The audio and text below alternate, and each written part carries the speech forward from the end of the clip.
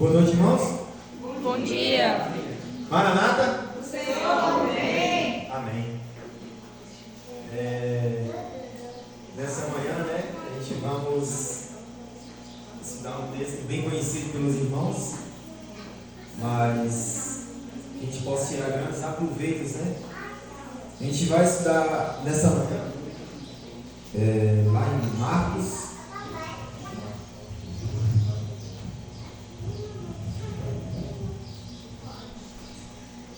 A gente vai estudar lá em Marcos, quem quiser acompanhar.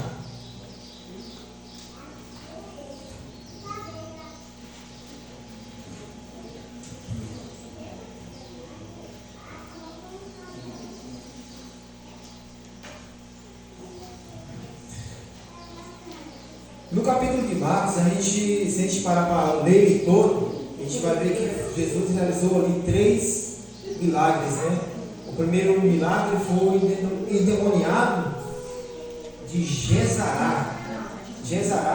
O segundo foi a cura da mulher com fluxo de sangue, E o terceiro milagre é o ressuscitamento da filha de Jairo. A gente vai ler a partir do verso 21. A gente não vai ler a parte da cura do endemoniado de Gerazá. O texto começa dizendo assim: Jesus voltou para o outro lado, para o lado oeste do lago, e muitas pessoas foram se encontrar com ele na praia. Um homem chamado Jairo, chefe da sinagoga, foi e se jogou aos pés de Jesus, pedindo com muita intensidade, com muita insistência: a minha filha está morrendo, venha comigo e ponha as mãos sobre ela para que sare e viva. E Jesus foi com ele. Uma grande multidão foi junto e o apertava de todos os lados. Chegando ali, uma mulher que fazia 12 anos que estava com uma hemorragia, havia gastado tudo que tinha, tratando-se com muitos médicos. Esses a fizeram sofrer muito, mas em vez de melhorar, ela havia piorado cada vez mais. Ela havia escutado falar de Jesus, então entrou no meio da multidão e, chegando por trás dele, tocou na sua capa. Depois passava ali e se apressou tocar na capa dele, ficou curada. Logo o sangue parou de escorrer e ela teve a certeza que estava curada. No mesmo instante, Jesus sentiu que dele havia saído o poder. Então virou-se no meio da multidão e perguntou: quem foi que me tocou na minha capa? Os discípulos responderam: o Senhor está vendo que esta gente está apertando de todos os lados. E ainda pergunta isso, mas Jesus ficou olhando em volta para ver quem tinha feito aquilo. Então a mulher, sabendo que lhe havia acontecido, atirou-se aos pés dele, tremendo de medo, contou tudo. E Jesus disse: minha filha, você sarou, porque teve fé. Vai em paz, você está livre do seu sofrimento. Continuando, Jesus ainda estava falando quando chegaram alguns empregados da casa de Jairo e disseram: seu Jairo, a menina já morreu, não aborreça mais o mestre. Mas Jesus se importou com a notícia e disse a Jairo: não tenha medo, tenha fé.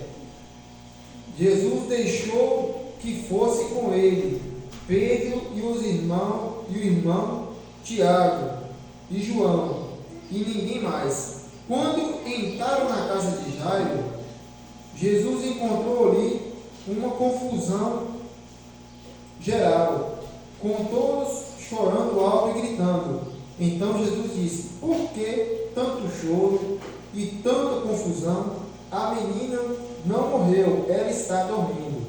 Então eles começaram a caçoar dele, mas Jesus mandou que todos saíssem, e junto com os 3 discípulos e os pais da menina, entrou no quarto onde ela estava,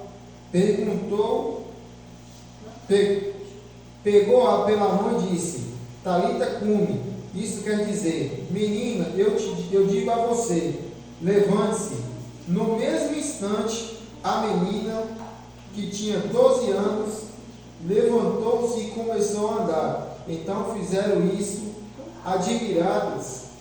Então Jesus ordenou que de jeito nenhum espalhasse a notícia dessa cura, e mandou que dessem comida à menina. Amém?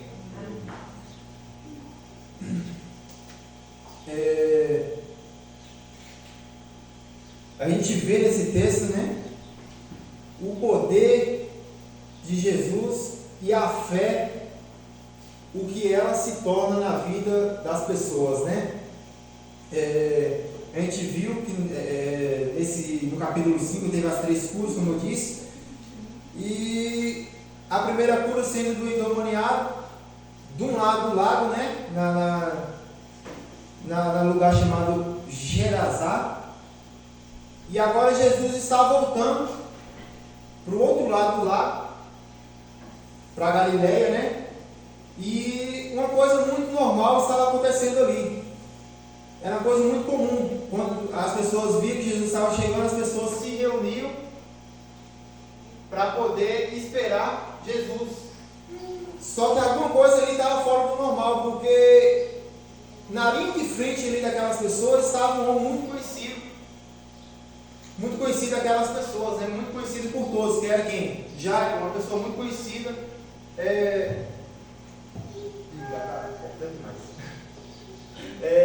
Tinha uma pessoa muito conhecida por todos ali, que era Jairo, né? Que era o líder da sinagoga daquela época. O que era a sinagoga? Era como se fosse a igreja de hoje, né? E todo mundo conhecia Jairo, porque por ele ser um líder, todo mundo sabia quem era Jairo. E todo mundo identificava quem era ele. Onde que ele chegava, todo mundo falava: ele é Jairo. As pessoas até davam uma afastadinha, né? Por ser uma pessoa de liderança. E só que é uma coisa muito anormal que tinha, que se a gente parar para ler a Bíblia, os líderes das sinagogas, eles já tinham iniciado a perseguição contra Jesus. Eles já estavam ali iniciando a perseguição para acabar com o ministério de Jesus. E agora a gente vê Jairo aqui fazendo o quê? Indo até Jesus para poder obter uma cura para a sua filha. E a gente vê uma outra coisa aqui também, bem diferente, que a gente vê o pensamento de Jairo. O pensamento de Jairo era totalmente diferente de muitos daquela época. Por quê? Muitos naquela época só queriam que Jesus obter a cura, obter a libertação de alguma coisa mal, né? E só queria receber a bênção e sai fora. A gente vê mesmo a cura dos 10 leprosos. Deus curou quantos leprosos? 10 leprosos. Mas quantos voltou para poder agradecer Jesus? Só um. A gente vê o centurião de Cafarnaum. Ele falou: mestre, uma só palavra me basta para o meu servo ser curado. Se você simplesmente dá uma palavra, eu sei que o meu servo será curado. Não precisa ser lá em casa, não precisa ser tocar nele. Uma só palavra. Simples. A mulher do fluxo de sangue também. Ela chegou ali de Jesus pelas costas ali, pegou na capa, recebeu a cura. Se Jesus não tivesse perguntado quem é que tocou em mim, ela tinha caído no mundo. Ninguém ia nem saber dessa história. A gente vê também Nicodemos. Nicodemos foi até Jesus à noite para ninguém poder ver ele ali conversando com Jesus.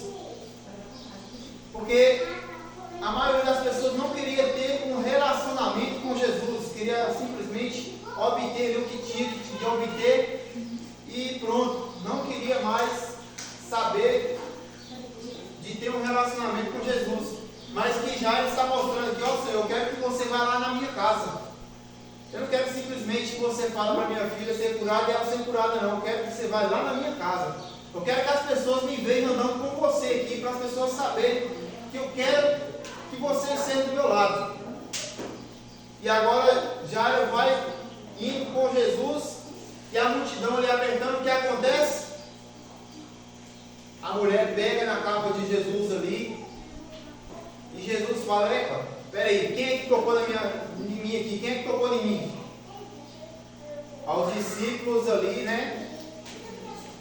Falou: Jesus, ô mestre, mas como que a gente vai saber quem é que tocou em você? Porque a multidão está nos apertando aqui, várias pessoas provavelmente vai tocar em você. Aí Jesus fala o quê? A questão não é o que tocou, a questão é o que saiu de mim. Se a gente parar para dar uma analisada na história dessa mulher, é uma história assim, bem interessante, porque é uma mulher que já tinha 12 anos que ela tinha esse fluxo de sangue, né? É uma mulher que tinha uma menstruação constante. Pensa em 12 anos com essa hemorragia e nada de sarar, já tinha gastado recursos e mais recursos com médicos, remédios e nada de sarar, né? E agora essa mulher vê a oportunidade em Jesus de poder se curar, de poder sarar daquele mal. E um problema que essa mulher enfrentava, não só do fluxo do sangue, era da lei da época. Qual era a lei da época? As mulheres, nesse período de fluxo de sangue, elas eram excluídas, elas eram consideradas impuras. Elas saíam das suas casas, saíam do conforto do seu lar, do conforto da sua família, e ia para um lugar separado exatamente para elas, né? E as pessoas não podiam se relacionar com essas mulheres que estavam nesse período. Qualquer pessoa que tocasse nessa mulher, nesse período, era também considerada impura. Ela ficava nesse período por 7 dias. No pôr do sol do 7º dia, ela poderia voltar para sua casa. Mas para essa mulher era diferente, porque essa mulher tinha um fluxo constante. Já tinha 12 anos que ela não tinha o conforto ali da sua casa, não tinha o conforto da sua família. E agora ela vê uma oportunidade de poder se curar daquilo. E uma coisa que a gente tem que ter em mente e levar para a nossa vida é que a gente tem, e que a gente aprende com essa mulher, que a gente tem que aprender a pregar melhor para nós mesmos. Ontem a gente viu lá no pequeno grupo que durante o dia a gente tem várias conversas com Deus, né? Ao se levantar a gente ora a Deus ali, começa a ter um diálogo com Deus, mas muitas vezes a gente prega mal para nós mesmos. Essa mulher, por exemplo, ela no começo do verso, que é um pensamento que ela teve, ela pensando: se eu somente tocar nas vestes de Jesus, eu serei curada. Ela está pregando para ela mesma. Ela está imaginando: se eu tocar nas vestes de Jesus, eu sei que eu serei curada. E muitas vezes a gente precisa dessa fé também que essa mulher teve. Às vezes a gente busca a Deus, mas a gente já busca com aquela, não com aquela fé que vai se concretizar aquilo que a gente está pedindo para Deus. A gente já vai com um pensamento negativo: vou pedir isso, mas não vai dar em nada não. E essa mulher está mostrando para a gente que a gente tem que ter mais fé e tem que aprender melhor a pedir e a ter a fé necessária, né? E outra coisa que a gente tem que ter em mente também, que a gente tem que ter a atitude que essa mulher teve. Porque primeiro ela pensou: eu vou não somente tocar nas vestes de Jesus e eu vou ser curada. Mas se ela tivesse pensado: se eu tocar nas vestes de Jesus eu vou ser curada, mas se ela não tivesse tocado, ela teria sido curada? Não. A fé tem que ter a ação também. A gente tem que ter a fé, e a gente tem que fazer a nossa parte também. Não adianta a gente querer que as coisas caiam nos nossos pés, nas nossas mãos, simplesmente porque a gente pediu, mas a gente não fazer por merecer. Não adianta a gente só pedir, mas não esforçar para poder alcançar aquilo, né? Eu vou contar uma história de um pastor americano chamado Robert Madu. Em uma das suas pregações, ele fala que ele recebe um convite para pregar em outro estado, no Texas. Aí ele vai para o aeroporto, na hora que ele chega no aeroporto, o aeroporto está com a porta fechada. Ele olha assim e fala: rapaz, já está quase na hora de eu fazer meu check-in, já está quase na hora do avião partir e eu vou ficar para trás. E dizendo que ele fica ali uns 5 minutos ali do lado de fora do aeroporto. Até ele decidiu, falou: rapaz, eu vou encostar ali para ver se eles vão abrir para mim, né? A hora que ele encostou a porta, ó, se abriu. Aí agora ele baixa para o banheiro, foi para o banheiro fazendo suas necessidades. Aí, ao se levantar, sem que ele precisasse fazer nada, a escada se ativou. E agora ele parte para a pia, sem que ele precisasse apertar nada, abrir nada, a torneira se abre. Rapaz, os negócios aqui tá fácil demais, viu? Eu acho que hoje é o dia mesmo que eu ia pregar, porque as coisas estão acontecendo muito fácil. Eu sei que o pensamento de vocês é o mesmo que eu tive. Em ambientes como o aeroporto, as coisas funcionam através de sensores, né? Se você encosta na porta, a porta se abre. Se você se levanta da privada, ela se ativa. Se você encosta na torneira, ela se abre. Não é isso? E aí ele continua dizendo: eu sei que em aeroportos as coisas funcionam através de sensores. Mas eu quero que vocês entendam que mesmo aquilo tem um sensor para poder acontecer, mas se eu não provocasse aquilo ia estar preparado, mas porém ela não iria acontecer. A porta estava lá, o sensor estava pronto para se abrir quando eu encostasse, mas se eu não encostasse, a porta não iria se abrir. Muitas coisas, irmãos, nas nossas vidas não acontecem, muitas vezes deixam de acontecer em nossas vidas, porque a gente não as provoca. A gente fica esperando acontecer sem que a gente dê o primeiro passo. A gente fica esperando que Deus joga as bênçãos em nosso corpo. A gente fica esperando, sentado, Senhor Deus, ó, faz essa bênção por mim, e não faz por merecer. A gente fica lá esperando, a gente não dá o primeiro passo. As bênçãos estão prontas para acontecer em nossas vidas, irmãos. Só que a gente tem que dar o primeiro passo. A gente tem que provocar as bênçãos. Não adianta a gente ficar simplesmente esperando as coisas, as bênçãos caírem em nossos corpos.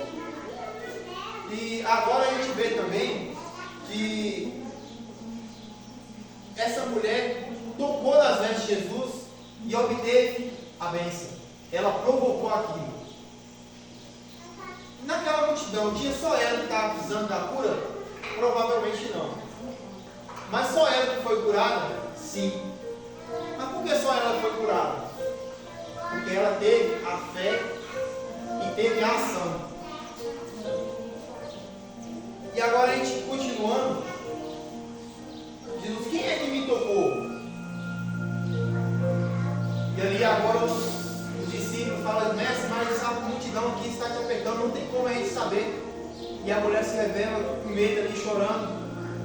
E Jesus fala o que para ela? A sua fé curou, a sua fé te salvou. Vai embora e não precisa se preocupar, porque esse mal nunca mais acontecerá com você. Mas agora tem um problema. Quem é que está do lado de Jesus vendo tudo aquilo? Jairo, com a sua filha doente. Talvez nesse tempo que Jesus perdeu aqui nessa confusão toda, foi um tempo suficiente para chegar uma pessoa lá da casa de Jairo e falar: Jairo, não precisa mais perturbar o mestre, pois sua filha já morreu. Quando a gente está em uma fila e uma pessoa chega e corta na sua frente, corta ali a fila, né, chega na sua frente, normalmente a gente fica o quê? A gente fica meio estressado, né? A gente, na correria do dia a dia, a pessoa chega e corta a sua fila. Imagina uma cura para uma filha, né? A gente vê ali a expressão, a gente poder imaginar, a gente vê ali que Jairo agora, quando recebe essa notícia, já se frustra, né? Fica ali várias interrogações na sua mente, falando: por que essa mulher vai aparecer? Se Jesus não tivesse gastado esse tempo com essa muvuca toda aqui, tinha dado tempo ele chegar lá em casa e a minha filha estava viva e ele tinha curado meu filho. E agora Jesus olha assim para Jairo com a cara de tristeza, vendo a cara de tristeza de Jairo, Jesus fala: Jairo, não tenha medo, mas tenha fé. Não tenha medo, mas tenha fé. O medo sempre vai rodar nossas vidas, irmãos. O medo sempre vai rodar nossas vidas. Pedro, em uma de suas cartas, ele diz o seguinte: o diabo, nosso adversário, sempre vai estar como um leão, rugindo, tentando, procurando a quem possa tragar. Se a gente vê a vida do leão funciona o seguinte: quando ele é jovem, ele vai atrás das suas caças, mas quando ele já está velho, não aguenta mais alcançar suas caças, ele vai se aproximando das caças, agachadinho, e quando ele chega perto, ele ruge. O medo é tão grande dos animais que ele corre para um lado, corre para um lado, corre para o outro, até que um corre em direção ao leão sem saber, e o leão vai e pega a sua presa. Satanás é da mesma forma, ele fica rugindo como um leão, procurando a quem possa tragar. Ele usa o medo para poder nos afastar dos caminhos de Deus. Ele usa o medo para poder fazer a gente não duvidar do poder de Deus. Ele usa o medo para a gente não poder prosseguir nas nossas lutas diárias. Ele usa o medo para poder te afastar dos caminhos de Deus. Mas na Bíblia só tem um leão. É o leão que João viu lá em Apocalipse. É o leão da tribo de Judá, né? É o nosso mestre, nosso Salvador. Que Pedro fala que Satanás ruge como um leão, mas não fala que ele é o leão. Jesus é o nosso leão. Ele é o único que a gente tem que ter a fé, a gente tem que ter a convicção. E agora Jesus parte para a casa de Jairo. Quando chega lá, o que ele encontra? As pessoas gritando, chorando, grande escândalo por causa da morte da criança, né? E agora Jesus pergunta: por que vocês estão chorando? A menina não está morta. A menina está apenas dormindo. E o que aconteceu que eu li aqui? As pessoas riram, caçoaram de Jesus. Muitas vezes, irmãos, Deus deixa alguma coisa acontecer nas nossas vidas para a gente poder ver quem são as pessoas que estão conosco, quem são as pessoas que estão ao nosso redor. Essas pessoas estão aqui chorando, não é por causa de comoção. Elas começaram a rir aqui, não foi de alegria. Elas riram da expectativa de Jairo, da esperança que Jairo estava tendo. E caçoando também de Jesus. Jesus coloca todo mundo para fora e agora chama: Talita cumi, que quer dizer: menina, levante-se. No mesmo instante, aquela menina se levanta. E ele entrega a menina ao pai de Jairo, né? A gente tem que ter em mente, irmãos, que muitas coisas acontecem nas nossas vidas. Não é porque Deus não gosta de nós, não é porque Deus está querendo nos castigar. É para mostrar quem são as pessoas que estão ao nosso redor. E tem muitas pessoas chorando do seu lado, mas não é que ela está chorando, que ela está aqui do seu lado. Às vezes nas suas costas ela está simplesmente atrasando do seu lado. E aquelas pessoas estavam ali praticamente maquiando, mas a hora que chegou a hora delas confiarem, a hora delas ter a mesma esperança de Jairo, agora elas começam a caçoar. Começam a caçoar de Jairo, começam a caçoar de Jesus. Que essa mensagem, irmãos, fique cravada nos nossos corações, né? Que a gente possa levar para nossas vidas, não simplesmente para a gente poder aprender aqui e ficar aqui mesmo. Que a gente deve ter a fé daquela mulher, a atitude daquela mulher, e que a gente também possa ter a esperança de Jairo, de dias melhores. Que o Senhor possa nos abençoar nessa manhã, que a gente sempre tem que ter em nossos corações fé, esperança, e não se limitar ao medo, porque o medo está simplesmente para diminuir a nossa fé e para atrasar as nossas vitórias e para atrasar as nossas bênçãos. Deus está pronto para distribuir as bênçãos sobre nós, mas primeiro a gente tem que dar o primeiro passo, a gente tem que dar, fazer acontecer, não simplesmente ficar esperando acontecer, né? Que o Senhor possa nos abençoar nessa manhã, que essa mensagem não fique simplesmente aqui, né? Que a gente possa levar para as nossas vidas. Que o Senhor possa nos abençoar, que vamos ficar de pé para a gente cantar mais um hino.